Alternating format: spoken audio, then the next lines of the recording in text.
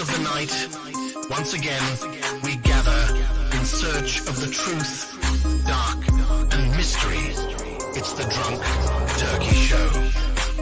Big development today in the investigation into the murders of 4 University of Idaho students. According to state and local officials and court documents, 28-year-old Bryan Christopher Kohberger has been arrested. He was arrested and arraigned this morning in Pennsylvania. We have new details on what Bryan Kohberger was doing right before his arrest. Police says a tactical team burst in to arrest the Idaho murder suspect. He was in pajamas and latest gloves, stuffing trash into Ziploc bags. Hey, greetings from the year 3000. It still sucks.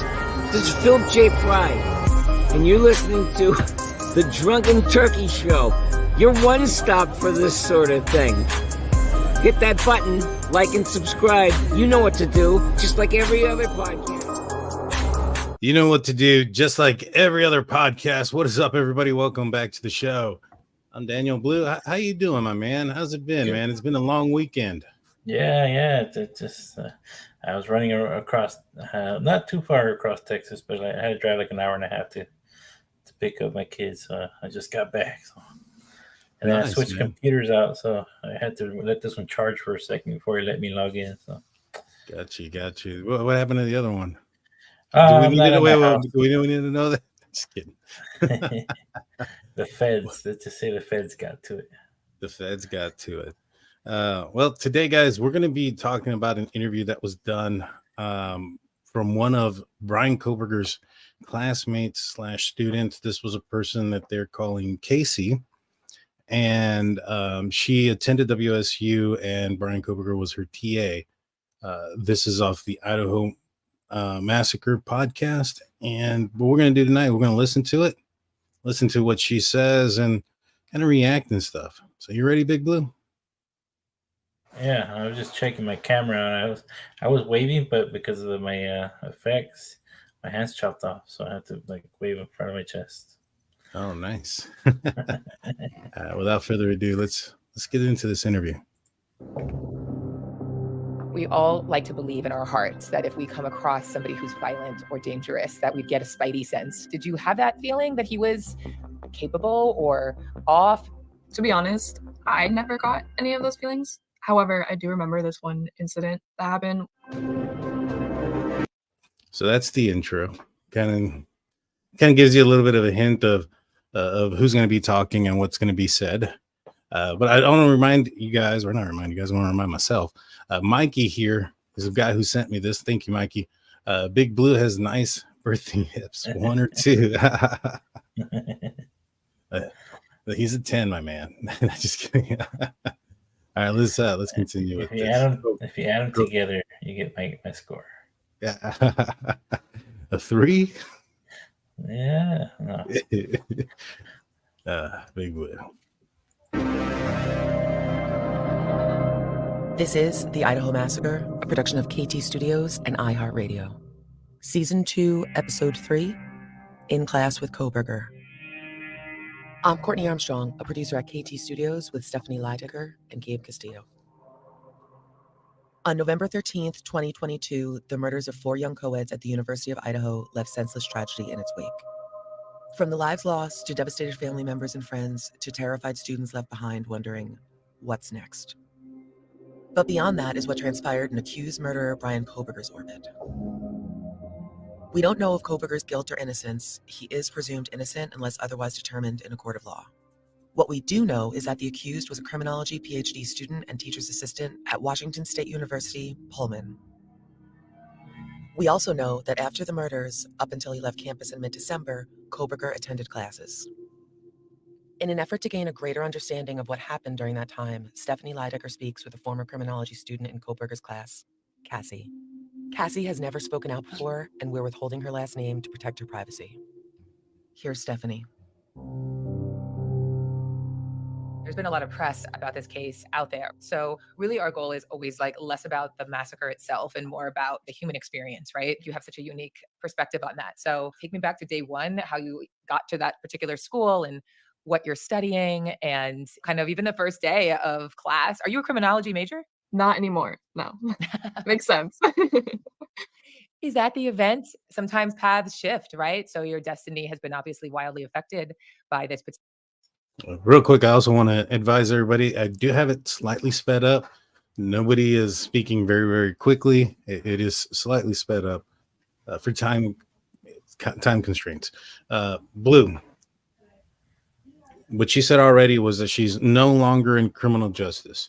Yeah. So we're going to find out, I think, throughout this podcast that this entire ordeal kind of affected her in a way that she decided to not even pursue criminal justice anymore.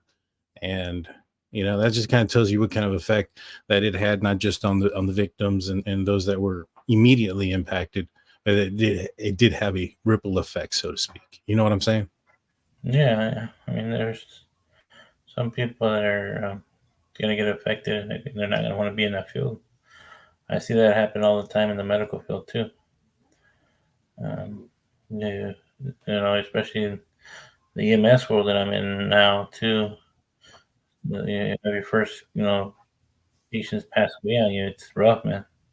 Oh yeah, no, it definitely is. You gotta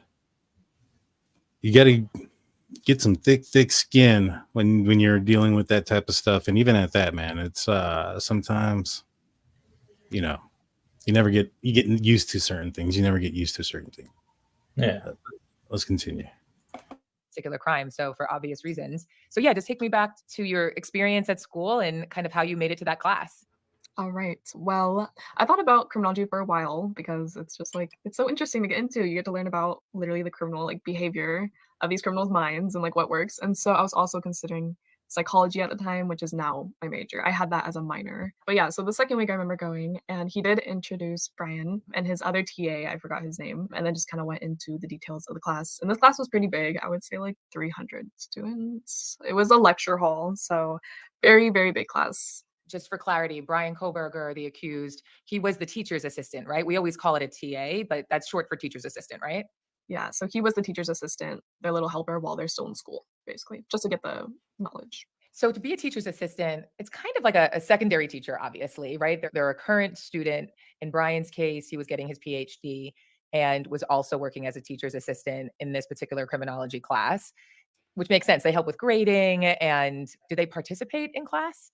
They do. Usually it's when a teacher notices a kid doing up and above. So kind of just doing all their work, just really teaching others. That's just kind of how they pick out the TAs, just who stands out to them. So, and Alicia brings it up, 300 witnesses or 300 students in this lecture, 300 possible witnesses to Bryan Kohberger's behavior before and after the murders. Do you think that there's a lot that they could say about Kohberger and have, what can they bring to the case as individuals that took his class? I think it could show if his demeanor changed after the incident, how he was interacting with them. And then, there was a certain amount of students that were feeling uncomfortable around him. And so those patients and people's point of view can be pretty interesting and damning, especially if it was a stalking incident or, female students feeling uncomfortable around him. Right. That's going to affect quite a bit of a jury pool. Yeah. And for those that were asking about the picture, this is what we were sent when we asked Bryan Kohberger what he thought about the Drunk Turkey Show. So Bryan was probably a pretty exemplary student in order to even have that kind of a prestigious place. Definitely. Yeah, I think so. He definitely had some knowledge to get in there. And our professor was a very tough dude. So it had to take a lot for him to see something. In a statement, Washington University's Vice President of Marketing and Communications says that, quote, Mr. Kohberger received an appointment as a teaching assistant at Washington State University during the fall 2022 semester. It is typical for students to receive a teaching assistantship or similar appointment as part of their PhD program, Wheeler explained. Here again, Cassie and Stephanie. What was the class about? We covered literally how to get away with murder. We covered pretty good basis because our professor at the time, he was a very like knowledgeable man. Like he worked with judges and he was a lawyer for years and he worked with a lot of authority. So he wanted to teach it how he learned, which was case studies, like actually living it. So we went into a lot of detail about criminal behavior, the behavior, why criminals do the thing. But this was more about cases. We would look over like a lot of cases and things like that. And we would go over the law. So a lot of So she's saying that her class was literally trying to like how to get away with murder. Yeah, I mean, It's interesting. a lot of criminology courses are like that nowadays. I mean, there's a show about it that came out a couple years ago, and there's actual classes that have a thesis off that show. Mhm. So it's interesting class, but if you're going to be in the criminology world, you gotta be able to think that way, so you can be able to catch those people that are thinking that way. Right. Right. And, you know, every now and then, and it's been, I guess, kind of shown, you have the likes of like the Golden State Killer, BTK to a certain extent, who I think he did like security alarms and stuff like that, who had some sort of interest in security or law enforcement that has gone, you know, rogue or slash maybe perhaps was a wolf in sheep's clothing, so to speak, you know, trying to get close to, you know, murders in a different way. You know what I'm saying? Yeah, I get it. And so, you know, I think that, and I was listening to, I can't remember which podcast it was, but I was listening to another podcast. I think it was, it's coming to me now. I think it was actually Nancy Grace. And on there, she had McDonough from the interview room. And he had said that one of the things that was interesting about the search warrant at his apartment complex was the fact that they had a Dickies tag and a receipt together. And, you know, there's been a lot of rumors and speculation that has come out that they believe that Bryan Kohberger was wearing said jumpsuit during the murders, and that they suspect that he took off that jumpsuit, and that's how he got into the vehicle without taking too much DNA with him, or whatever the case may have been. And McDonough made an interesting point. He said that, you know, that tag, you know, well, let me rephrase this. Let me go back a little bit. When I first read it, I thought it was like the tag, like the price tag. But what McDonough said is he thinks it was the tag for the clothing, like, you know, you have in your collar or whatnot. He said on those Dickie tags, there are these numbers that you can trace back where that specific, you know, clothing was found. Right. Yeah. And so if sold. Right, exactly, where it was sold, and then you can probably trace it down to when it was purchased, and, you know, by the scanner, and then you probably can just look at some surveillance, and you're going to see your guy purchasing the clothing. And so if he took that tag off in efforts to also elude the investigation in that manner, in case they ever did find something, you know what I mean? They didn't find the tag, they couldn't trace it back to him. I mean, that created even more preparation for this case.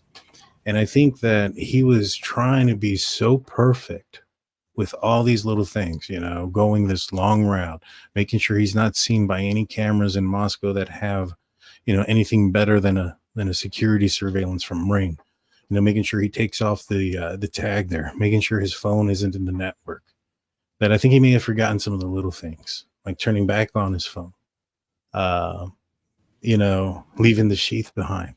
You get what I'm saying, Blue? I could have been, man. I think the sheep, to me, it's always like, I think didn't spook them when she said, I can't even remember what she said no more. I'm drawing a blank. But I think he got spooked and just left it, man. And then by the time he got back to the car, he probably realized. I don't know, man, because that would have, if he would have gotten spooked, that would have been, it was left upstairs. Like, yeah.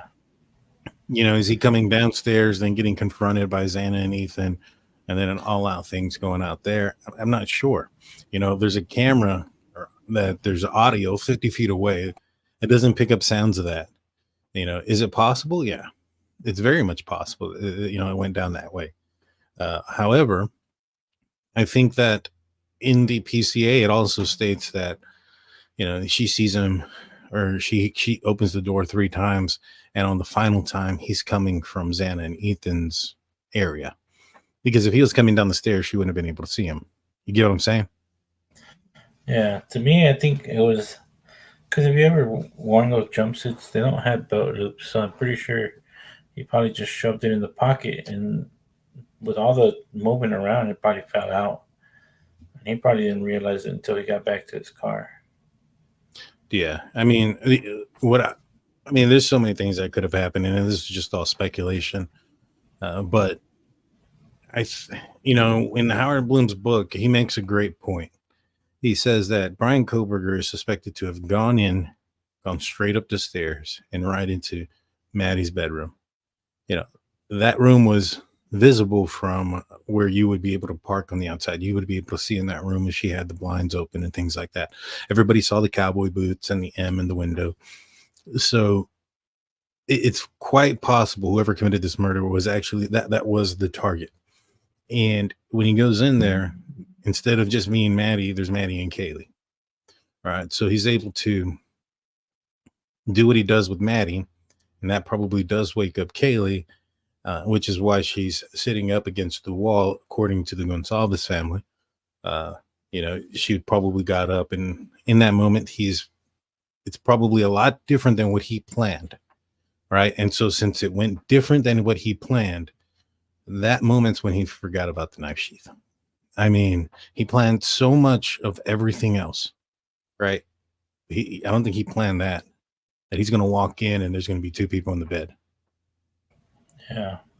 You know what I mean? That was, I don't think he would have known that would have happened either. Because, I think it was just a unlucky, night where she probably had her stuff already packed up and just slept in the friend's bed, and that was, his luck that there was 2 people, but also unlucky because that's a risky chance, man. Because one of them could wake up in between a struggle, and you got 2 people you're trying to subdue, and it's crazy. Yeah, I mean, it definitely would be. I don't think, like I said, I think the plan may have been just the one. And I know some people don't agree with what Howard Bloom says or what's in the book. I haven't finished reading the book. I've had a couple of things I had to take care of. But at the end of the day, even if he's wrong on a few things, it doesn't mean he's wrong on everything, right? Like, for instance, if you went by that, then if Howard Bloom told you that, breathing oxygen or breathing the air is poisonous, are you going to stop breathing because that's what he says? Or if he said breathe the air because it's healthy, you're going to stop breathing because he tells you to breathe the air because it's healthy? No. I mean, some of the things he says make sense. Some of the stuff he says, I question. Now, one of the things he says that I still haven't gotten to yet is the DoorDash. Now, he put Burger King in there, allegedly. I haven't seen it myself yet. And the reason why I think so is because it's not there. I don't think he knows what the delivery was. So he put one that doesn't exist. Now, I think it would have probably been a better idea to just not name the restaurant. That ends up being the case. But you know what I mean? Yeah. So, I mean, because the time it was ordered, I don't think there's any, at least here where I live, there's no 24-hour Burger Kings. They all close by midnight. So well, there isn't one in Pullman or Moscow. The nearest one is like an hour and a half away. So, well, let's get back into this before we get too far away from the interview. To a lot of detail about criminal behavior, the behavior, why criminals do the thing. But this was more about cases. We would look over like a lot of cases and things like that, and we would go over the law. So a lot of just criminal justice things, a lot of lawyer and judge work. Is there a part of you, because I'm still on the fence of, I really want to believe that Bryan Kohberger is innocent. He claims his innocence. I want to believe that because I like to believe that a human being couldn't pull that off. But again, I don't know him the way you do. Is there a part of you that thinks maybe he is innocent? There is, yeah. I've had, like, a lot of people reach out to me just kinda, like, bashing him, like, a lot of just, like, newspapers and stuff like that, kinda just like, oh, like, trying to get, like, every little scoop out of me to, like, make him out to be a bad guy, but in reality, like, this is someone's life that we're talking about, and it's, like, his reality as well. So, there's a lot to take into, like, consideration there, like, why would you want someone to go through all that and do all that and to think that they would, be capable of something like that? Like, it just blows my mind how people are thinking about this case. In retrospect, what did he seem like? I remember walking in. Actually, he was pretty noticeable, believe it or not. But I walked in, saw him, and he just didn't say anything for weeks. He just like stood there fiddling with his cup. And this class was like an hour and a half long, sometimes up to 2 hours. Like it just depended. It was a very long class for him to just be standing up in front of everyone. So when I was bored in the class, I would honestly just watch him because I had nothing to do. I already like looked at the notes and stuff, and so I would just like, there's nothing else to watch. And did I think this young lady may have had a little bit of a crush on Kohberger. What do you think? It sounds like it. Like there's 300 people in there. Seemed a little. There's 300 people in there, and the only person she's watching is Kohberger. I don't know about that. So she said that, she thinks that maybe he was destroying her the party trick, and she got amazed.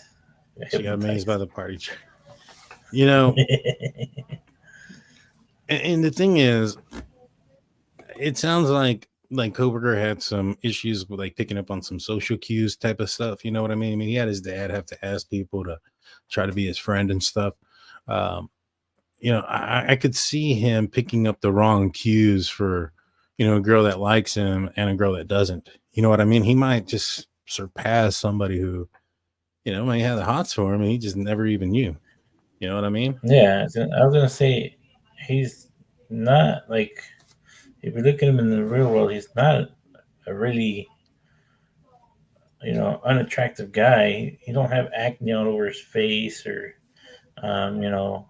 not overweight or I don't know, whatever somebody would think is ugly. Everybody likes their own type of person, So I'm pretty sure out of 300 people, somebody was gonna like him. And it sounds like she was one that did admire him. Yeah. Now, even more importantly, she says that, part of her, she doesn't know everything, still thinks that it's possible that he could be innocent. But then kind of clears it up that what she's meaning is she really doesn't want to think that he's capable of doing something like that she doesn't want to think of anybody, that is capable of doing something like that. Unfortunately, somebody did. You know what I'm saying, Blue? Hold on. Why am I about to get mad at Blue? I ain't getting mad at Blue. Let's and I'm starring y'all's questions. I'll be pulling them up here in a little bit. We'll take a break about halfway through this. that seem weird to have somebody just standing there for an hour and a half? Is that normal or is that odd behavior? With my other TAs, they're definitely like on their laptop, and sometimes you would see him like go on here and there, but never for like more than like 10 minutes, I would say. Or he would just like sit down in front of the class, or sometimes he wouldn't even be there, it would just be the professor. But compared to our other TA, he would be on his laptop. Our teacher would be asking him to go do TA things like, hey, can you pull up this lecture and stuff like that. I just never saw any of that from Bryan. Was he just also observing the class, or did it seem like he was just staring off into space? Off to space, honestly. He would look up a couple times, but honestly, just like in his own little world. And did he seem like he was interested in the content, or like, how somebody, you could see them and they look like they already know the information, so they're kind of just nodding along, or was he kind of checked out? I would say both. Most of the time when like he looked like me in that situation. Like he was just like sometimes nodding here and there. Like I remember the professor trying to get his attention a couple times and it would take him a couple times, like snap into it. So here you are, you're in your criminology class, you're just observing 300-ish people around you. And yeah, you just sort of are looking at the people in front of you. So in this case, it's the professor and 2 additional teacher assistants. He's one of them. And did Bryan Kohberger and the other teacher assistant have any kind of a rapport? No, I think I saw them together in the class maybe one time. But other than that, they were either switching off or there was no TA at all. Let's stop here for a break. So, interesting thing there, I mean, it doesn't sound like he was, arguing in the classroom there. No. You know what I'm saying? Yeah, because it seemed like he was daydreaming and the professor was trying to get his attention every once in a while to probably either do an errand for him or something. Right. Yeah, she seems to also say that she didn't see any bad sides of Kohberger. He seemed normal to her. Nothing screams out that he was a psycho, potential psychopath. But I think there's a lot of people that have been able to fool a lot of people who were serial killers. I think BTK was one of them. I don't think his daughter ever, thought that's who her dad was. And multiple people. I think majority of them. I think everybody's pretty shocked when it comes out, unless it's. I mean, I guess there have been a few that were pretty obvious, but I think that when it comes to somebody that is capable of doing something like this, it's probably not going to be somebody, or it's not always obvious. You know what I'm saying, Blue? Yeah, I get it. Like, I mean, you never know what the person next to you is capable of doing. Anybody can be a serial killer, or anybody can be a SR, but because it's just the way they look innocent or they look guilty, just by the way they look. Sometimes, it's like when you go to the south side of town, you stop by at the HB. You might think you might get mugged when somebody approaches you, and because it's just the way they look sometimes. Yeah. Well, I mean, a lot of people get judged by their looks, which is not right. To be honest with you, you shouldn't. But at the same time, like, because you can't tell, man. You really can't. And yeah, you can't really tell. I'm trying to cue this up so it's after all these ads on this thing. Give me a second, yeah. It's like I'm almost there. I've seen an actual I guess he was a hitman for the cartel, but the guy was the little scary, bro. Like when you saw him, like in real life, Yeah. like he was just his demeanor. He was just like he wouldn't say a word. Like when he was going to his court case, I was watching this documentary. Yeah. The judge would say it would show like the gruesome pictures, and he would just laugh to himself. Oh yeah. Yeah. Well, I mean, there's going to be obvious ones. There's going to be people that are obvious. Mikey, thank you so much for your Drunk Turkey Show membership, gifting somebody. If you guys want to become a member, hit that join button. If you're on Apple, there's a link in the description for you to join.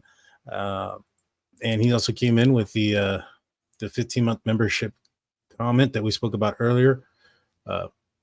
Incognito says, what do you think about the theory that the perp had a phone jammer, allegedly prevents emergency calls? It's going around.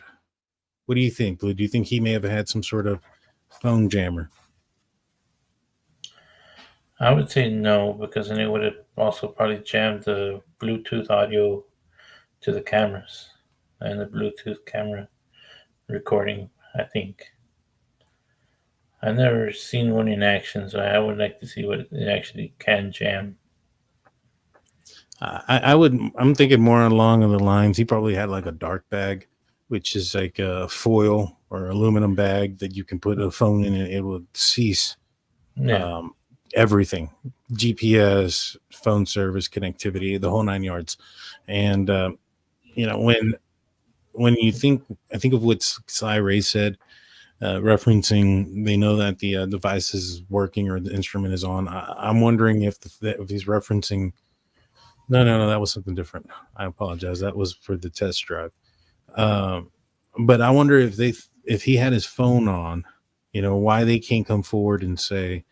I wonder if he had his phone on and had it in this bag, because if he didn't, if he would have turned it off, I feel like there wouldn't be much of a question as to why he wasn't connected to the network. You'd be able to look at his phone. The police have it. They've downloaded forensically, so they would be able to tell if it was connected to the if it was on, if it was turned off, if it was the battery had died, if it was on airplane mode. I mean, all those things take a series of buttons to do, except for the battery dying. So, for them to not know still leads me to believe that it was probably in one of those dark bags. And it's crazy how a lot of the new phones these days, you can't even take the battery out of them. You just can't even open them. No. Daniel and Blue, do you think it's possible that there's more audio than we know about? It's possible. I think it is possible. However, when it came down to the probable cause affidavit, when they were trying to narrow down or prove the timing of when this event had occurred, they listed out a series of things. It was, the vehicle wasn't me that was seen before and after. It was the download of the phones of the survivors and the victims. It was, the audio from the camera that was nearby. If there was like an audible yell or scream or any of those type of things, I think that would have been more of an indication of when exactly the act occurred. Thus, that would be in the probable cause affidavit. Now, is it possible that they? No, I don't think it is. I was about to say, is it possible they've found audio since then? Maybe, but that one, camera 50 feet away was able to pick up whimpers or voices. I would assume and the dog barking, I would assume they would have picked up yelling and things of that nature. We'll answer this one and then I'll get to the other ones. Seth C says, I think he got into a struggle with Kaylee and dropped the knife sheath, heard Xana downstairs and focused on that, forgetting about the sheath. I think that's quite possible. All right, let's get back into this. How would you describe him physically? He had a very clean look, very always shaven, very like hair done. He was always wearing like sweaters and jeans and looked nice. He was tall, white, dark hair, very skinny, slim fit. He just always seemed like he was just there, not interacting or anything, just there. I'm telling you, she had a crush on him. Had said that he seemed It seems like it. Yeah. At first. What was noticeable? The fact that he was so quiet? I guess so. I just wasn't what I was expecting when I first walked in the class. It was a lot to take in all at once. I feel like we were getting a lot of information, and half the time my brain would just check out and just automatic eyes to him because he was the only other person down there. Did he have any friends? Not that I saw. I mean, he was a very closed-off TA. Some TAs like to share about their life and give us a whole PowerPoint and stuff, and he never saw that one from him. So I don't know much about his personal life, but very kept to himself anytime I saw him on campus or in class or office hours. Did you have office hours with him? Yes, it would be with a couple kids. I only went twice. Both times were unhelpful, so I left. It's basically just like a time to ask him questions, to ask him about work, to do work with him, to need help on case studies, just anything like that, or even studying for like a next exam or quiz. Those are what office hours are supposed to be for. But most of the time it was just a bunch of kids kind of either doing group work together or just a quiet place to like study or wherever. And he would just be like on his laptop, closed off, like to himself. Did he ever ask any personal questions to you? No, I remember like trying to have a conversation one time because I needed help with one of the assignments, and it was just kind of like, well, did you review the work? And I'm like, yes, I reviewed the work. And so kind of gave my attitude back, but yeah, I don't know. After that time, I think I just didn't end up going.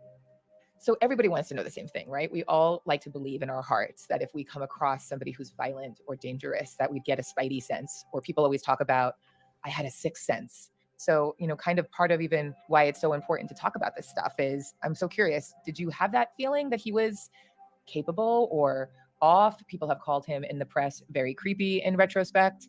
Or did he just seem like an ordinary guy? So before she answers that, so far, again, I think this lady may have had a bit of a crush on Bryan Kohberger. Able to describe him, think about him quite often. Now, again, obviously, he's accused of a quadruple murder. She's probably really thinking about the interactions that she had with him. But I want to bring up this comment real quick. Lenore says, if prosecution has so much evidence, why not show it and put an end to all of this? Blue, why doesn't the prosecution do this?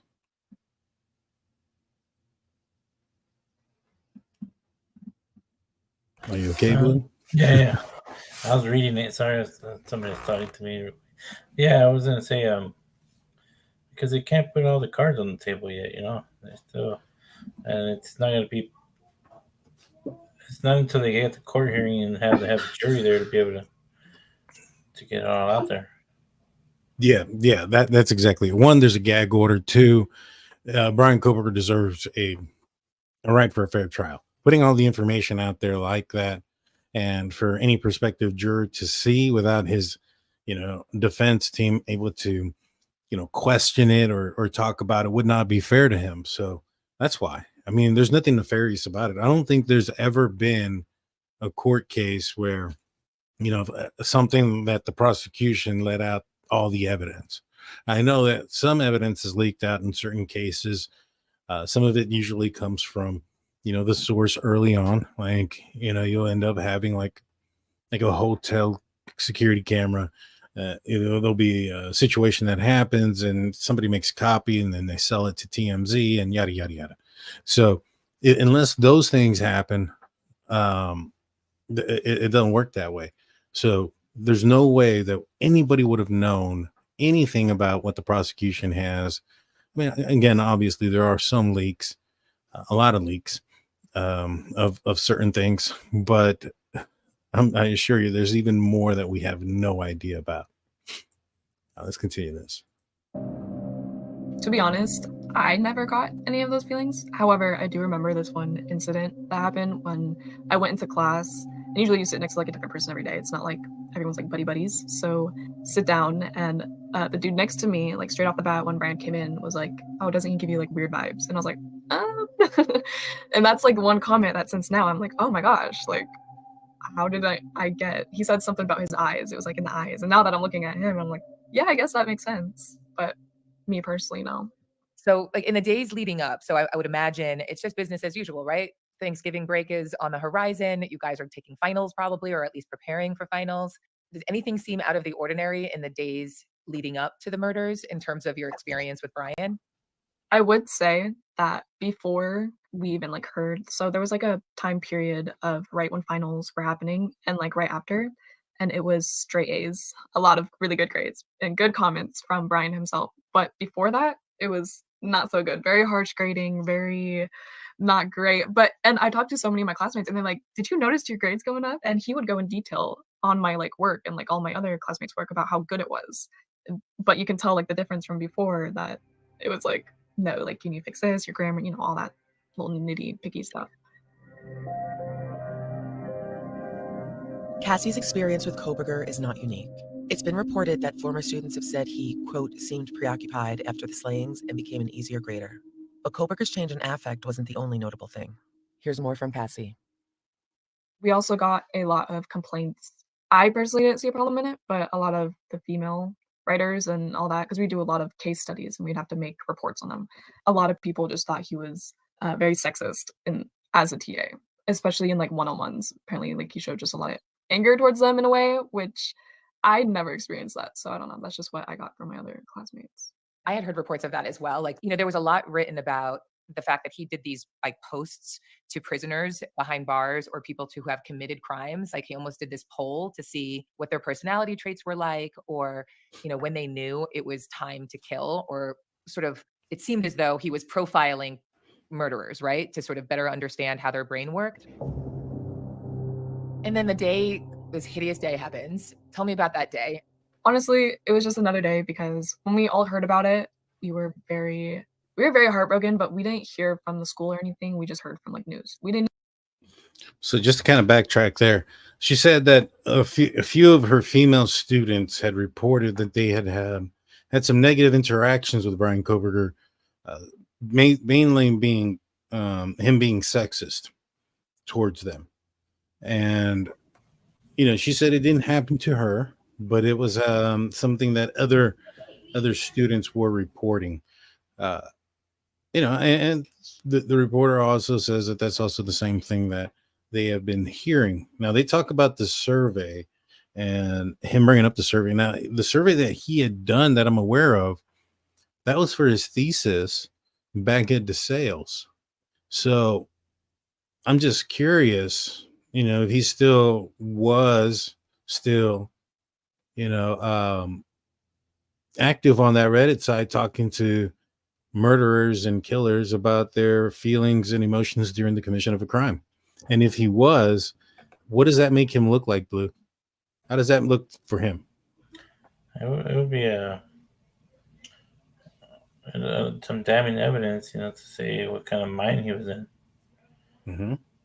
But it's also like, if he had some case studies open and he was working on it and he was going back to reference to that, then it's hard. You can spin it either way. Yeah. Yeah. All right, let's continue this. Didn't even know, like, it didn't even click that it was in Idaho at U of I until like maybe the next week. Like, is when it like really hit me and my roommate and anyone close to me, really. Like, it just didn't register. And then when everything started catching up over break and stuff is when it really just hit me, and I was like, oh my gosh, like this is pretty close. And then when I really started to realize is when I would get calls from out of state family and they'd be like, you gotta get home, like it's almost break, like why aren't you there early? And all that stuff. And my mom and my dad, my siblings, just constant calls about, get my ass home because it's getting a little scary, especially when they hadn't like caught him and all that. So she says that she didn't really realize it or feel that it was anything for a while, until people started calling her and stuff. Does that lead you to believe to the mindset of perhaps the how can I say it? I don't want to sound mean, and it's not a mean word, but like the young ignorance of the youth in an area. You know what I'm saying? I mean, I just think it probably was more like it happened in the other town. I'm not too worried about it. I mean, 10 miles away, bro. I mean, I know, but look what happens here on the other side of San Antonio. And you're not worried driving out late at night to the gas station and yes, getting I am, robbed? sir. Yeah, I don't go out after a certain time, dude. There's drunk drivers. There's a bunch of stuff, dude.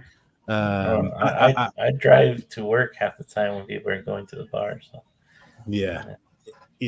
Linmo says innocent mind. Yeah, that's a great way of thinking about it. Just kind of like, when you're young, you just don't know what you don't know.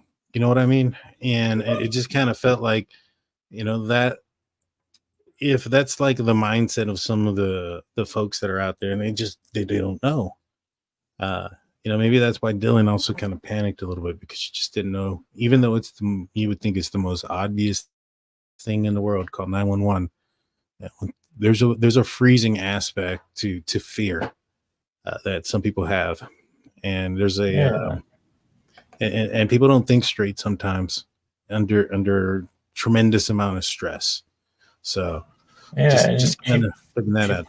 She probably did freeze, and then she, like I said, she probably got a response from Bethany, and then she was okay. Somebody responded. Everybody else is asleep, and she let it go. And then the next morning, I'm not counting to the 12 o'clock part. I get that part.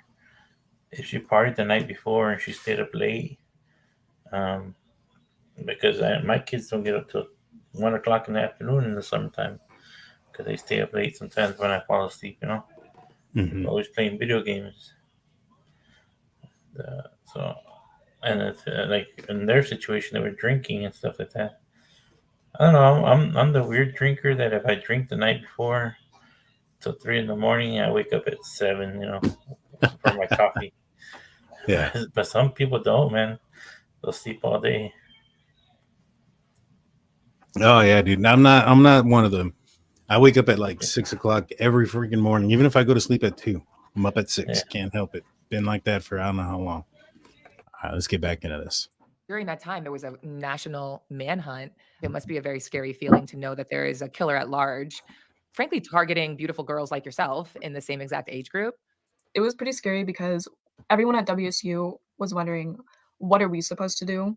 Because U of I had already set a curfew and they took, precautions, and they closed like class for a couple days or something like that. They took their precautions, but WSU was like, no. They sent out an email. They were like, this has nothing to do with us. We, they were like, we send our love to the families. They expressed that pretty well, but they were also like, this isn't our business. We will continue class. We will not have a curfew.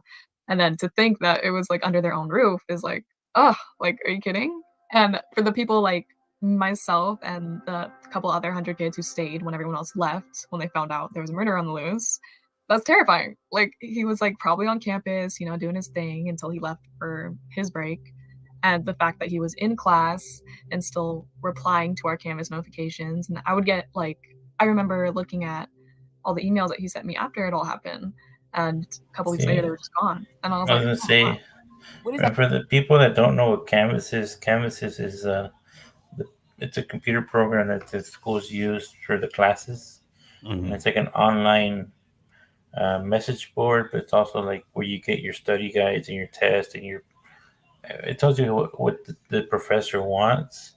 But there's also an email side to the Canvas where you can email internally to certain individuals that are part of the class in that Canvas. So you can do a group chat in there, and I use it all the time. Some people might not know what Canvas is. No, I thought that was the an editing tool. I was like, what do you think about what she said as far as after his arrest? You know, she went back to look at the notes, and they weren't there no more. Yeah, they delete them because they can. It's just like an email, so they probably pulled all his emails out, and since they had to take him off the system, it closes out whatever messages he had. You know, I don't think they deleted them. I think they restricted them, which maybe perhaps gave her the assumption they were deleted because they were no longer there to her, because she's no longer can no longer see him. I would think that every one of his emails, anything that he said or did or anything like that, would probably have gone to the police department. You know, and they would have gone through it to see if there was any hint of anything. You know what I'm saying? Yeah, I'm pretty sure that they probably went through his side because see if he was stalking or threatening anybody else, and maybe they can get an idea if he's overstepped his boundaries with anybody. Exactly. Like I said, it's like a message board and an email, so they can do both. Cool. and still replying to our Canvas notifications. And I would get like, I remember looking at all the emails that he sent me after it all happened, and a couple weeks later they were just gone. And I was like, oh my God. What does that mean they were gone? Like they got removed? Yeah. So any Canvas notifications I had from him, because I literally remember like looking through all of them, and I was like, just, kind of like observing all of them and seeing if I noticed anything. And I had all of his little edits and stuff. And then I went back one day to look at them, and Canvas had removed all of them. It was just very in detail, good notes about my work after everything happened. Very like, it wasn't short and sweet. So this man potentially murdered 4 people, and then he went back to class, and then he still continued to grade papers, and maybe did it in a lighter, happier way. Yes. Yeah. So like, what do you make of that? Does that mean? I think he was definitely trying to, if it was him, could possibly like not be. I noticed somebody saying that she sounded giddy, so I put it down to regular speed so you can listen to her voice. She sounds giddy because it's sped up, but she's not that giddy in the interview. Yeah, but I think if it was, he was trying to cover it up, in a way, obviously. And that's like the first thing you do after it all goes down. You kind of want to act like nothing happened, maybe even make yourself seem a little bit better, maybe a more better guy than some of your classmates might describe you. You don't want to hear about how you might be a sexist when you just killed like 3 girls. Like that's not, you want to steer completely opposite of that. She makes an interesting point there, Big Blue. She basically said that the reasoning that she believes that Bryan Kohberger was giving out the A's and being nice and doing all these things after the fact was to not bring attention to himself. Do you see his change of behavior before and after the murders as a sign of something? I mean, it can be, but it also was around the same time that he was getting those letters from the teacher saying that, hey, you need to address your grading and your issues because you're going to get fired kind of deal. Remember, they gave him that warning around that time too. Yeah. Well, they gave it to him, I think, about 2 weeks before the murders happened. And I think they had another incident. And I think this wasn't for another month. So it was around in between there. So the murders happened in between there, that his I don't think it was immediate. I think it would have been a bigger situation if it was from the 1st of November when they gave him that plan of action. You know, it would have been crazy, like if he would have said, "All right, we're going to do a case study of what happened in next door." I know they said they talked about it, but I wonder how in depth they went into it. Well, I don't know if we heard about that part yet, but she talks about that. Let me back this up a couple so we can hear exactly what she said again, and then we'll go forward. Like not be him. But I think if it was, he was trying to cover it up, in a way, obviously. And that's like the first thing you do after it all goes down. You kind of want to act like nothing happened, maybe even make yourself seem a little bit better, maybe a more better guy than some of your classmates might describe you. You don't want to hear about how you might be a sexist when you just killed like 3 girls. Like that's not, you want to steer completely opposite of that. There were so many things that he did that just didn't make sense. If you were getting your PhD in criminology or criminal justice or whatever, why would you go the route of revisiting the place so many times and not checking your phone ping? That's one of the first things we learned in class, everything, how you get caught. And so, but he didn't revisit the crime scene. I think she's confusing that with the times that he visited beforehand. You know what I'm saying? Because he only went back one at a time, according to Moscow Police Department. According to the PCA, they stated that Bryan Kohberger had gone to Moscow that morning of the 13th at 9 o'clock, and that on the 14th that he had connected to a tower in Moscow, but they don't believe that he was in Moscow, and that they believe that was the last time he went to Moscow. So he never visited back the crime scene. That would have been, I guess she says, one of the first things that you look for is, did this person, visit the crime scene again? And he didn't. So I think she might be a little bit confused about that aspect. So he already had this down, so it doesn't really make sense why go the route of revisiting the place so many times and not checking your phone ping. That's one of the first things we learned in class, everything, how you get caught. And so he already had this down, so it doesn't really make sense why he would do so many things to jeopardize people catching him. We were just reviewing this yesterday. So it sounds like he was pinged, just to bring anybody up to speed. So his cell phone pinged about 15 times in and around the area leading up to the murders and then after. But I can't agree with you more. It doesn't totally add up. That's so interesting to me that you really did study that. Let's stop here for another break. We'll be. Well, I think that there's some context to why he may have gone after. Remember, he apparently heard somebody. We can assume he at least heard somebody. If Dylan did yell out, Dylan saw him. It's unsure if he saw her or not. But if he thought that somebody had any idea of something going on and it not get reported to police, I think you'd be curious enough to go back and go and check it out. Now, people are creatures of habit. I think it's what habeas something, I can't remember. And it's true. It happens quite a bit.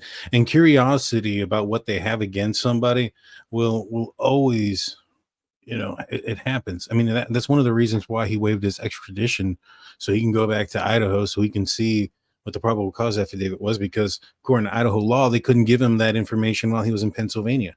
So he was eager to go back over, back to Idaho. I think it was the way that the police officer or the law enforcement officer had referenced it. So there are some normal, at the end of the day, just because somebody is smart doesn't mean that they're not human. Doesn't mean that they're a robot and that they're going to get everything perfectly right. It doesn't matter who you are. There's nobody on this planet that is perfect. I'm sorry. And if you think you are, good luck. Yeah, I'm not perfect, but you're not going to catch me go back downtown and see the bench I threw up all over on. Forget that. I don't want to remember that day. So. Well, you're crazy, man. Or maybe one person might think she's perfect. Tell me everything you can remember about the days after.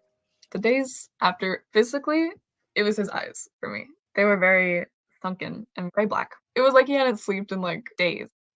I'm gonna re-put the speed back to normal because I don't want anybody to think that she's talking about him in a weird way just because it's sped up.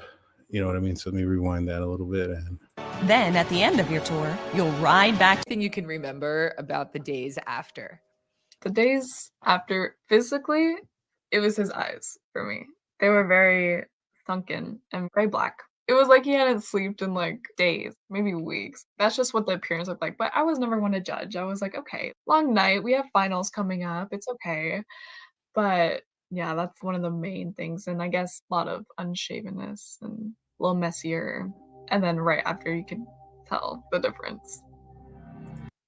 So gray eyes, sunken eyes, look like he hadn't slept in days.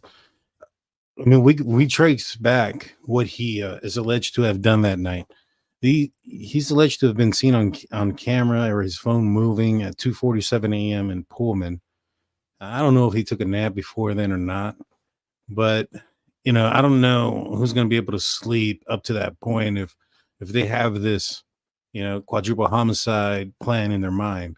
I don't think there's much sleeping going involved in that, leading up on the events leading up to there. And so I would assume he was up for majority of that day on Saturday. That night, Sunday morning, commits the murders. Then he goes all the way back to Pullman, this weird rat ride that took like an hour long. And then he gets back, and then 2 hours later, he's back in Moscow. And he's at the murder house or very close by. And he's there for a few minutes, and then he heads back to Moscow. Then about 2 hours later, he's out in Clarkston, Washington. And he's out there for a while. Then he heads back, and when he gets to Johnson, Idaho, his phone turns off again. Or Washington, I'm sorry, Johnson, Washington. And it turns off for about 5 hours in the area where his phone was when it turned off the day before or the morning of. And then he doesn't get home until about 8:30 that night. I mean, that's a significant amount of time. That's being up a long time. That's quite a bit. And don't forget, according to the Bryan tally, he didn't go to school or work on that Monday, so he wasn't there either. Yeah, I remember I think he said he went to a doctor's appointment that morning. Remember? No, it wasn't that morning. It was sometime that week or that month. Okay, it was sometime that month. I don't think we know exactly when it was, but it was like sometime that month. Yeah, everybody's saying that they see any scratches on him and all that stuff. I don't remember the day, but I remember that part that we were talking about. That. Yeah. Well, I mean, if they seen any scratches, then they would be scratches. There'd be skin cells underneath the victim's nails where they scratched them. Yeah, that wasn't the case. So. I mean, because of HIPAA, they wouldn't be able to say anything. Yeah. Can you describe what it was like to find out that Bryan Kohberger, your teacher's assistant, had been arrested and accused of the murders? Yeah, so I was in my dorm, in the Olympia dorm at WSU, with my roommate. And I remember we were looking in a case because it came out. She's like, I'm going to look at it. I was like, okay, yeah, just tell me. I was cleaning or whatever. And she was like, holy shit, Cassie, like, it says criminology. And I was like, no way. And she was like, you have to go on campus right now. I was like, why are you freaking out? Like, she wouldn't really tell me at first. And then she was like, who's your TA? So I told her, and then she was like, there's no way. You're not going to believe this. And so we both started freaking out. And yeah, that was a moment. And then she was kind of like, I need to get the hell out of here. So she dipped a little early for Thanksgiving break. And yeah, I still had to save that extra week. So I was just kind of like sitting with that information. And So this is another example of people that are just kind of speaking and misspeak. She said Thanksgiving break. It was weird because, well, one, he was arrested around, the New Year's, and there was already a break. So I don't know what break she dipped out early from. Yeah, maybe Christmas break. Maybe she went out. Well, she was already on Christmas break. Christmas break already happened because this was closer to New Year's. He got arrested, I think, the 30th of December. Yeah. Then there's only one break between Christmas all the way to about January 15th when the next semester starts. Right, but she said that she dipped early for break. Now she said Thanksgiving break. She said she dipped early for break. Now, I don't think she's intentionally lying. I think she's just trying to fill in the blanks. You know what I mean? Yeah, I mean, it depends. If she has all her coursework done and all the tests done, sometimes you can get out early. Yeah. Let's continue. I remember not wanting to go out because even before, I remember my roommate not letting me go out. She, like anytime I'd be like, "Hey, like there's a party going on." No, you're staying in. You know, there's a murderer out there. Very hard lecture about no going out and none of that. But it was just crazy. When he went to class, was he participating in any of the conversations about the murders? No, but we did discuss it in class. We did have, I don't remember if it was from the school or the class, but a lot of notifications I got from Canvas, you know, like discussing the murders, like kind of just like, hey, like everyone needs to stay focused, but this is a very troubled time, you know, whatever. Just giving a reminder to like all the classmates, like stay focused. But we did talk about the case and we even like kind of went in details of everything that went down. I remember a lot of people asking questions about it, so like raising their hands and stuff, and there was a lot. So going around the room and our professor was just there answering the questions. And I don't remember seeing Bryan in class when we did talk about it. I remember hearing that he was, but I didn't really go to class after everything happened. It kind of took me on a kind of hit me a little bit where I was like, this is getting a little too real. So I kind of stepped back from criminology and all that. So he wasn't participating in the conversations referencing the Idaho murders. You know, this is his field, right? You know, wouldn't you, as a PhD student in criminology, be all up in the business of what occurred 10 miles away? Heck yeah, well, especially because look how big this case is. Look at the mystery behind it before they found somebody. It was pretty intriguing. Yeah. Yeah, I think this would be the talk of the town. And as somebody who wanted to solve crimes, I mean, that was one of the things that he texted his friend, right? That I want to solve high profile, unsolved murders. I find it very weird that at that point, he's not very engaged into it. It sounds weird to me. I feel like this would be something that would be what you want to talk about more than anything else. You know what I mean? Yeah. I mean, I would say say if he did drive by the house, he could have been like, well, I was intrigued by it, but there's no statement anywhere by him saying that, you know. Yeah.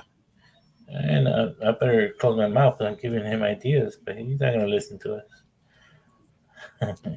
Upton says he doesn't seem to have been engaged with anything in that class, though, and that's possible. However, we know that there was at least one point where he was asked to, or he did some sort of like, he stood up against everybody and debated everybody at the same time, and did some other things. I don't know, man. I don't know. She left the department there. Maybe, you know, she went to psychology. So I don't know when she did that, and you know, how much she saw of Kohberger after the fact. You changed your major, huh? So like criminology is not your thing anymore?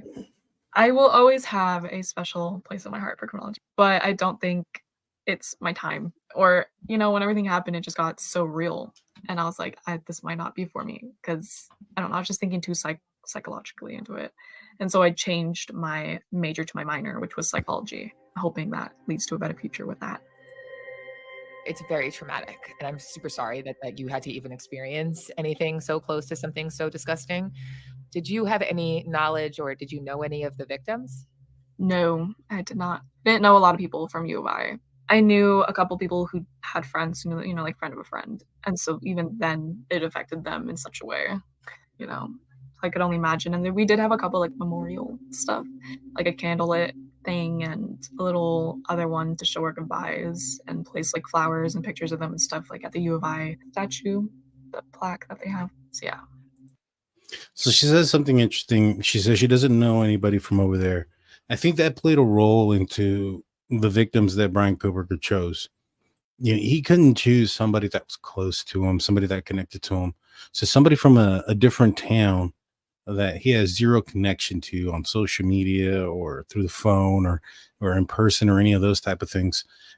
One of the things that she mentioned early on in this podcast was that this class was designed, or early on was the how to get away with a murder, how to get away with one. And there is such a thing as some folks that get so involved that they go to a step too far. There was that one guy who was like super involved in like Dexter. He was a filmmaker. He wanted to make something similar to Dexter. He couldn't handle it. So he ended up getting on Craigslist and lured a couple of guys over to his place. And they would go into his garage, and then he'd knock them out and then film himself trying to take the lives of these people. And he was making a film, and he wanted to get so much into it. That he wanted it to be real. He had to know what it felt like and stuff like that, so that way he could put it out there. And I don't know, man. I mean, I can see something like that being a situation here. What do you think, Blue? Yeah, same thing here, man. I think he got too involved in the case studies, and he's acting on what he was reading and trying to see if he can pull it off. Yeah. I mean, I think that, his studies was like, what is it? Like, how does it feel, the commission, the emotions that people felt during the commission of the crime, which was what some of the stuff that was in his Reddit account.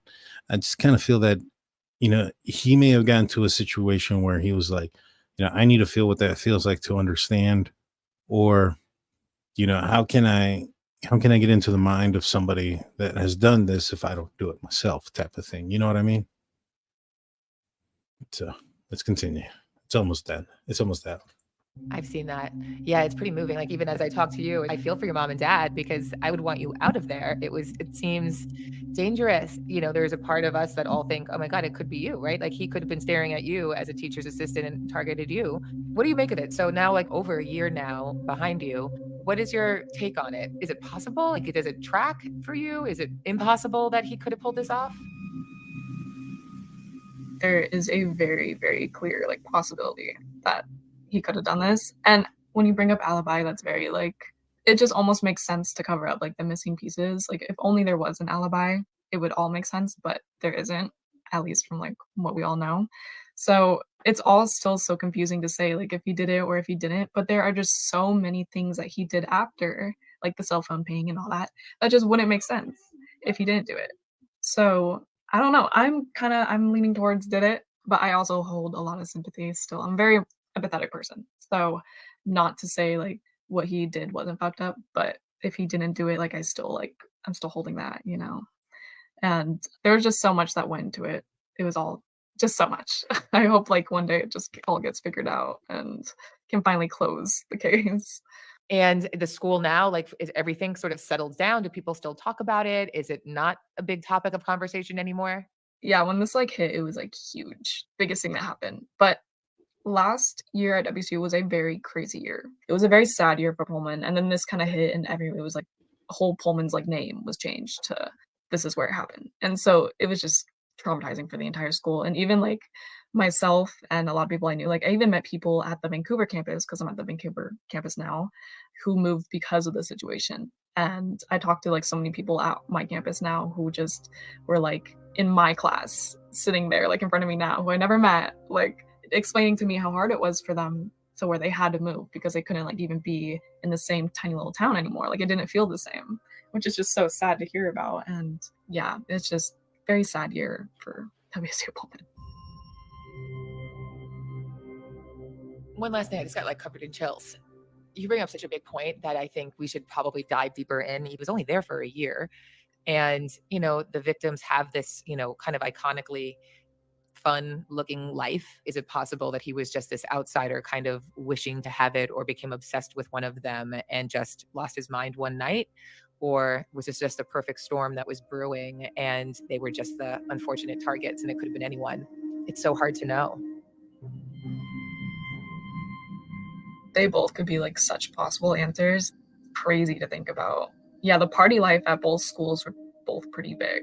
if you weren't in the party life, I can definitely see more of an outsider like standpoint. But then again, like everyone was so accepting. If you would just walk up to any house, you'd be in a party. Like no one would like kick you out or anything unless you're being weird, which could be the case. But very accepting schools, both of them. Very kind hearts. Everyone had a smile on their face. And even when like tough times like this, even we still like would have smiles on our faces. We'd take a break from schools and like as a community, not even like the school policy, like we would all come together and be like, we're going to go to a memorial instead, or we're going to hold this event for them. So yeah, it was a very good community to have while everything else was kind of falling down around us. Just in closing, is there anything that we don't have right, that just based on your experience, just in general, that people just have wrong? Before the situation happened, they kind of make him seem to be like this creep who didn't have anything for him going, but he was like almost done with his life. He was at his goal. He had so much of a future ahead of him. And to say that he didn't is just straight out lies. It's not that he was like a weird outsider dude who didn't have anything going for him. He was there, and oh gosh, I can't even imagine. That's all we wish for to get to that goal where he was. And he just threw it all away, which is so sad. But either way, it's a very unfortunate trail of events that happened. And that's the end of that interview. What she says is true. He had his whole life. He had all these things going for him. And I think a lot of people would look at that and think of, that being a reason why he's innocent. And not really look at the fact that there's been other individuals who have been in that scenario. I mean, you look at Alex Murdaugh, who was a lawyer. You look at Ted Bundy, who was becoming a lawyer. You look at Aaron Hernandez, who was in the NFL, making millions of dollars and still committing murders on the side, living this gangster life. And the list can go on and on and on about, these successful individuals who ended up, being psychopaths. And in a certain extent, I think some people have had said that most CEOs and smart individuals, or whatever the case may have been, may be psychopaths. I don't know. I think I've read that somewhere. I don't believe it, because that would make me a psychopath, and I'm not. I don't think so, at least. Big Blue, what do you think? You're muted, my man. Oh, okay. You're a little bit tied up. No problem. So I'm going to start going through some of the questions real quick. Please put a couple of stars if you have anything that you want to ask. I am going to be going through them as I see them. So one person that was targeted, Maggie, in my opinion, he wanted to take her to a secondary location. Kaylee changed those plans by fighting back. The others were collateral damage. I mean, that's possible. I think it's possible that it is. It's possible that it wasn't. But at the end of the day, like we don't know, to be honest with you. But it very well could have been that scenario. Incognito says, what does she look like? Is this purely audio? It was purely audio. There was no video or nothing to see.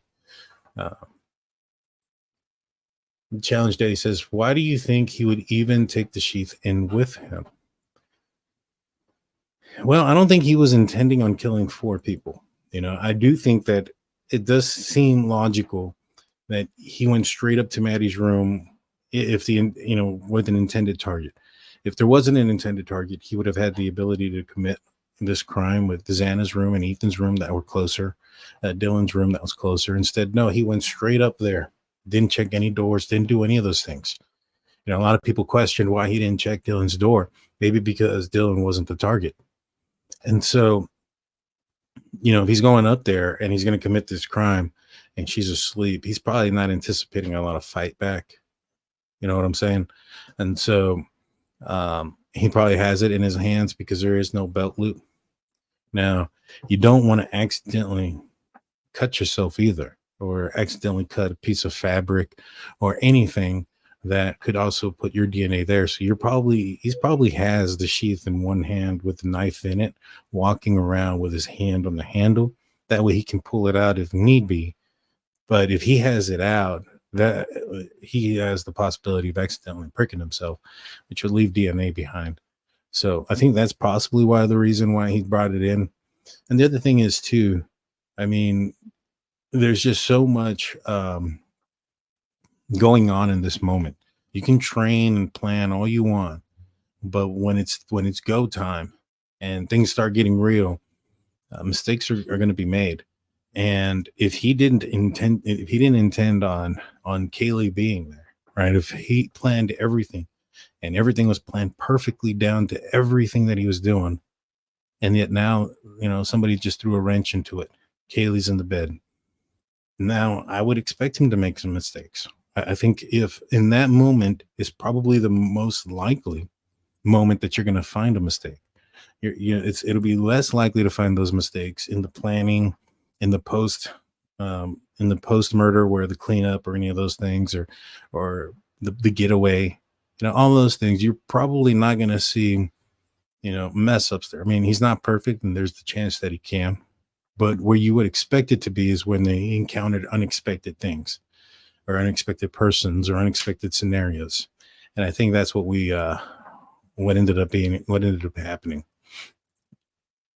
Ozzy says, you just can't you just wrap your phone in tinfoil too?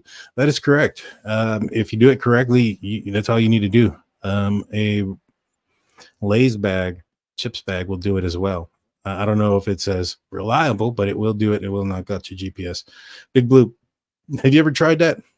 No, I haven't tried it myself, but I've seen a couple of videos that people have tried it, and they were trying the Lay's bag and like the actual bag that you can order online, the one that blocks everything.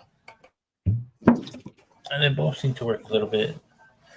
Of course, the one you pay money for, it worked more, but yeah, it's more of a foolproof type of thing. But yeah, they sell something called a dark bag or a black bag. I can't remember what it's called. And it's like $10-15, and it does exactly that. Pam asked Daniel, can't they take the black box from the car and know where he traveled that night? So the black box doesn't continually save. It continually records information, but unless an incident occurs, it doesn't save it. So the best example that I can give is when I was in law enforcement, we had our body cams and we had our police dash vehicles, and those things were constantly recording, and it was saving every 2 minutes. After 2 minutes, it would be recorded over unless you activated your lights or activated the recording button. At that point, it started to record, and it's saved 2 minutes before you hit the record button. Well, that's kind of the same situation here with the black box. It won't save anything until there's an accident. So unless he hit something and it caused it to go off and start to record information, it's lost. There's nothing there. Let's see. Incognito says, I'm interested to hear more about Montana. So if you don't know what Montana is, I was on the True Crime Time show, True Crime Time YouTube channel last night, and we ended up getting banned in the middle of the show. It was pretty crazy. He got banned because of, he was talking about Bryan Kohberger's weight, and they banned him for harassing and bullying because he said that Bryan Kohberger looked like he lost weight in jail. I don't know. That's what he told me after the fact, but he was talking about the possibility that Montana, because in one of the search warrants, it said, note from Bryan from Montana. And he found a person that is in psychology, PhD psychology student at WSU, whose first name is Montana. And so he was thinking that maybe perhaps the letter that they had wasn't from the state of Montana as much as maybe perhaps this person wrote Bryan Kohberger a note. However, I don't understand from Bryan from Montana. So I'm not sure. It's possible. It could also be Bryan Kohberger. I went to Montana for something and sent a postcard, Yeah. That's pretty weird, but people do that. They send themselves postcards from where they go. Yeah. It may not be as nefarious as people would think. Archav says, do you think his original intention was essay/murder, etc.? Wonder if the situation would have changed if he didn't find Kaylee sharing her room. I think that the going theory amongst law enforcement at a specific time, at one point, I'm not sure if it's the current thought, but I know that at one point, the thought was that maybe perhaps the intent was to go in there and take the life of one, and to sneak out and create this big old mystery of, like, one person dying in a house full of six. Nobody calls 911 until the morning because nobody hears anything. And I think that may have been what at one point a theory that was going on. I don't know about the SA part or any of those things. There's no way of telling, to be honest with you. But I mean, it's possible. It's also unlikely. I mean, I don't know. What do you think, Blue? Oh, this was the other one. Yeah, I don't know about that. I mean, I think it was time limited from what it seems like. So, and then there were so many people in the house, and they would have found DNA if it was, at least. There was nothing reported in the autopsies that we know of that said that was happened. Yeah. Stephanie says, just because someone is smart doesn't mean they're not evil. That's very true. It's very true. I mean, wealthy also, successful also. I mean, you can put in any noun there that you want. It doesn't matter. Any person, just because they do that doesn't mean that they're not evil. Tiffany says, in my opinion, he had not been there long enough to develop such an infatuation to want to unalive these people. He'd only been there 3 to 4 months. Right. And the thing is, though, there's a receipt that he purchased a K-bar knife back in April of 2022. So before he even left there, I don't think that the infatuation was specifically the person. I think that the infatuation was the crime itself. BTK stated that he felt that that's what he thought Bryan Kohberger's motive was in this. He actually spoke about this quite a while ago, maybe a year ago or so. And he said that the motive here was the feeling of killing somebody, similar to what he went through. It was the sexual satisfaction of taking the life of somebody else. And I agree with that. If there was somebody who was infatuated with one of these victims, that audio that was 50 feet away, you would probably be hearing the sounds of rage coming from the person who's upset so much that they're going to be willing to take the lives of 4 people out of rage. There's also not going to be somebody driving around 3 times and getting into the house without forced entry. Those aren't things that are typically there when you see a situation where somebody is infatuated with somebody else and they murder them based off of those infatuations and those feelings. There's a lot more evidence. There's a lot more sound. It's nothing like this. This is more of a, when you hear what the sounds are that are being picked up from the audio, this is definitely, in my opinion, somebody who is a thrill at the very least. I mean, that can go a long way in a bunch of different ways. So that's where I feel it is. What do you think, Blue? Do you think that somebody had to be infatuated with one of these victims in order for this to have happened? They don't have to be infatuated, but there's a possibility there was. Just because you hear that one of the victims was overly struck. So I think there possibly could be one. Yeah. Courtney says, the whole Murphy thing still puzzles me, though. How do you get into Kaylee's room? Usually fur animals sleep with you. Nah, not really. I got 5 dogs and they don't sleep with me. No, the thing is, too, these girls went out that night. So when they got home, I don't think the dog was like, all right, let's go party. That's probably asleep already. You know what I mean? Already laying down. And so I don't think she's like going to bother the dog to go into Maddie's room. Plus, from what I understand, the bed was not a big bed for Maddie, Kaylee, and the dog. You know what I'm saying? So I think there's probably the most likely thing that happened there was that Kaylee just left her dog in her room because he was asleep when she got home at 2 a.m. The Richard says, I just want to say, regardless of how our theories may roam, you are very entertaining on your and your mods rock. Thank you so much, the Richard. We appreciate you. Man, Mama says, when is the trial finally going to happen? Do you think we will get to view it? I think it stays in Latah County. We will. We'll be able to view it in the same manner that we're already viewing it off of YouTube, Judge YouTube channel. So we'll be covering it. I have a lot of work that I'm going to be doing over the next quite a bit of time. I'm probably not going to be anywhere near done by the time this trial starts, even if it takes another 2 years. So we'll be covering it to the best of our ability. I'm sure you that we're going to see and watch every aspect of the court. I just don't know if we're going to be going live through every aspect of the court. It'll be more of a summarized thing at the end of it, so to speak.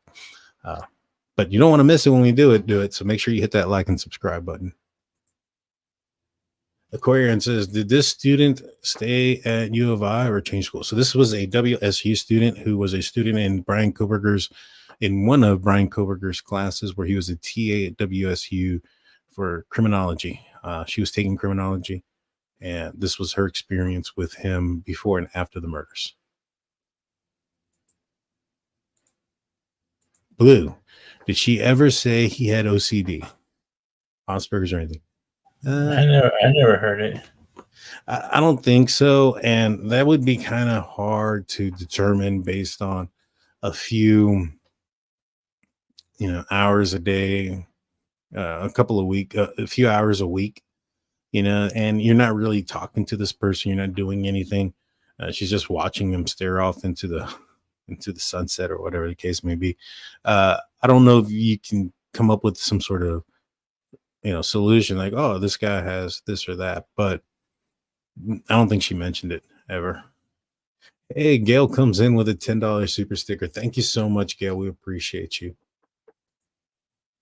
All right. Let me go through some of these. Let me see if there's any more questions. Oh, that was the last one we had.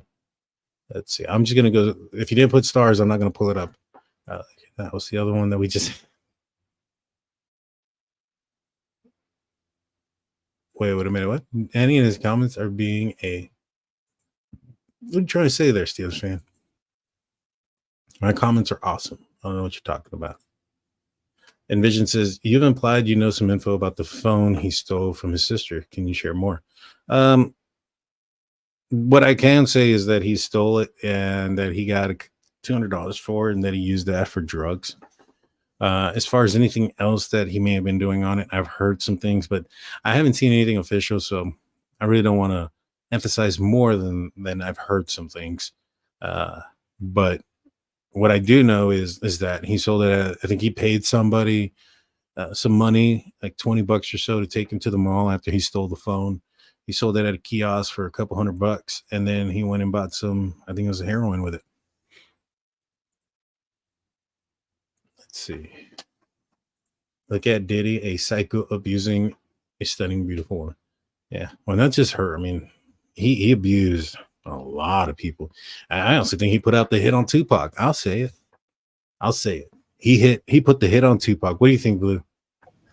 I don't know, man. There's a lot of stuff on D is gonna come out soon, man. Oh, there definitely is. It's just the tip of the iceberg. Yeah. If you like Ja Rule, holla. Anyways, Steph C says, I think he thought the whole TA thing was beneath him. It set him up for the failure and caused conflict between him and Dr. Snyder because it didn't let him be the smartest person and he wasn't in control. I mean, it's possible. I do think that a lot of people saying that he had to be the smartest person in the room, that's a common thing, where there's smoke, there's fire, and that's the smoke, right? So did he feel that way? Possibly. Is that what maybe perhaps caused him to get into these arguments with Snyder? Maybe.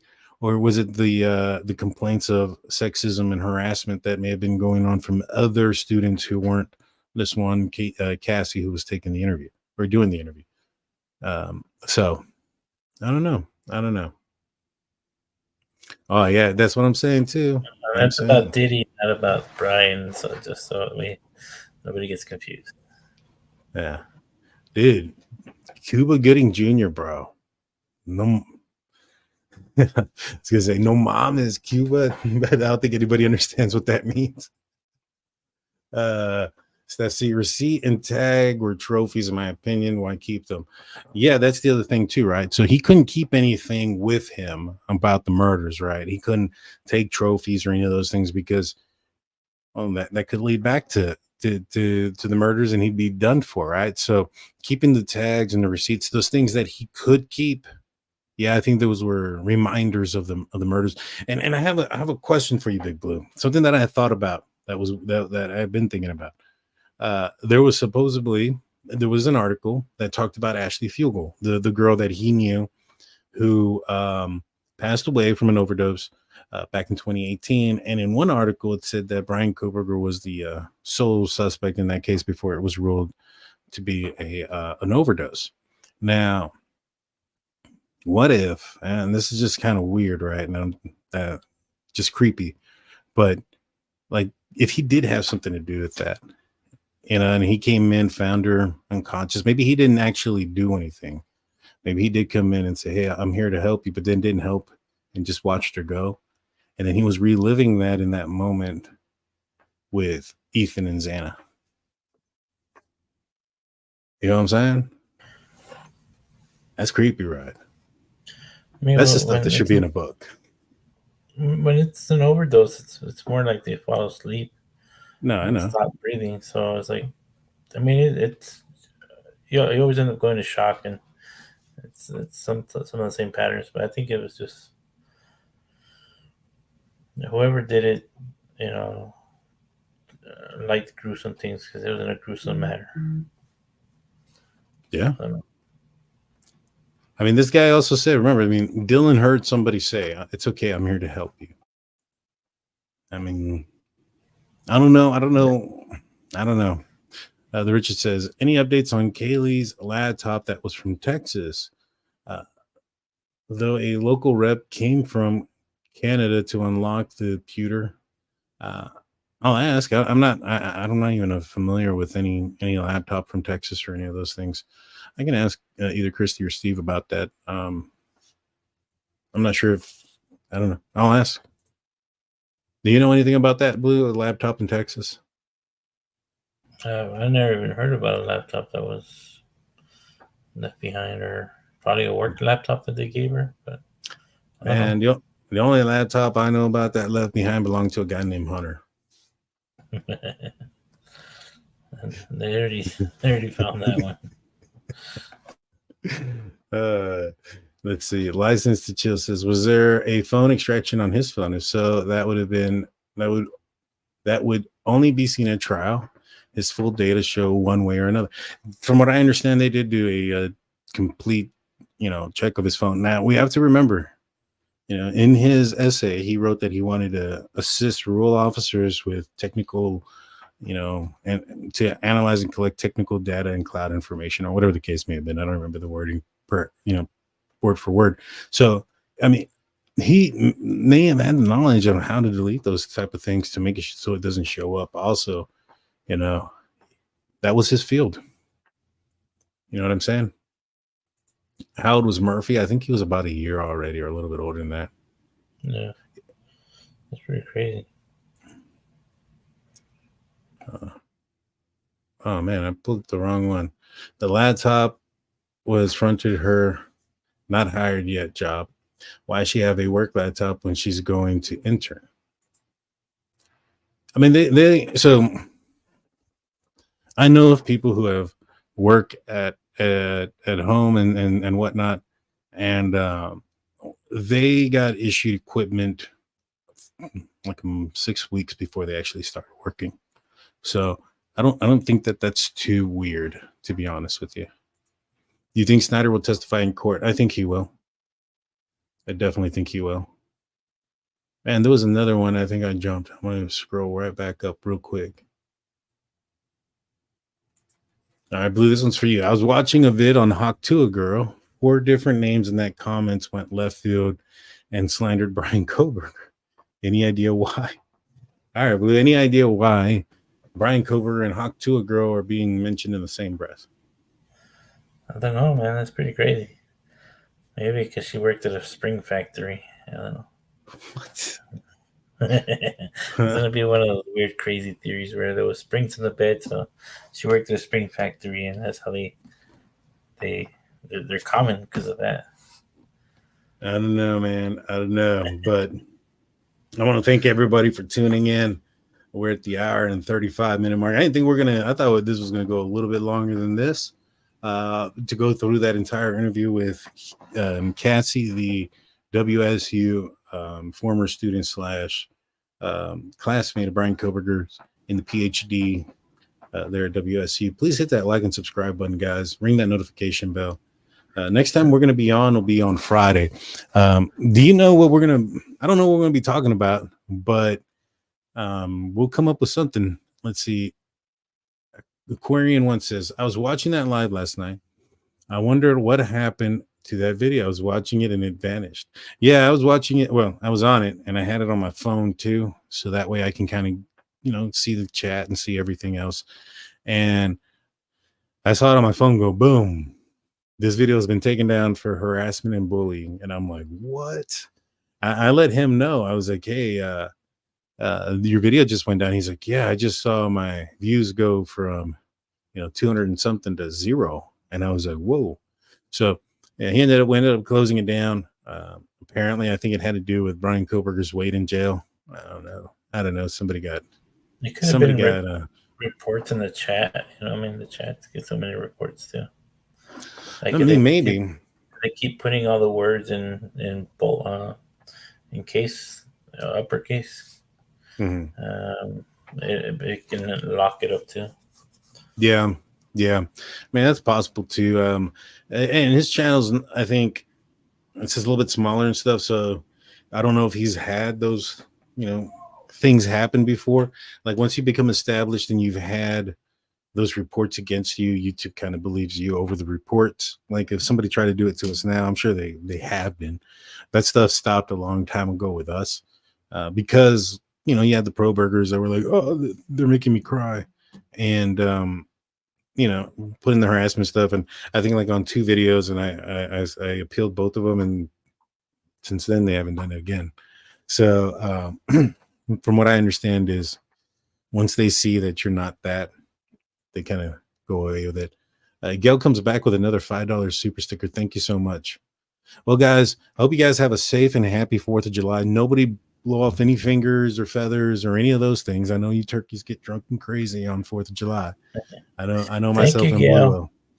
She's a member for 14 months, it said on there. So thank you as well. Yeah. Thank you. We appreciate you guys. I'll be back on Friday. We'll have some interesting things to talk about. And don't forget, guys, when we ask Bryan Kohberger, what does he think about the Drunk Turkey Show?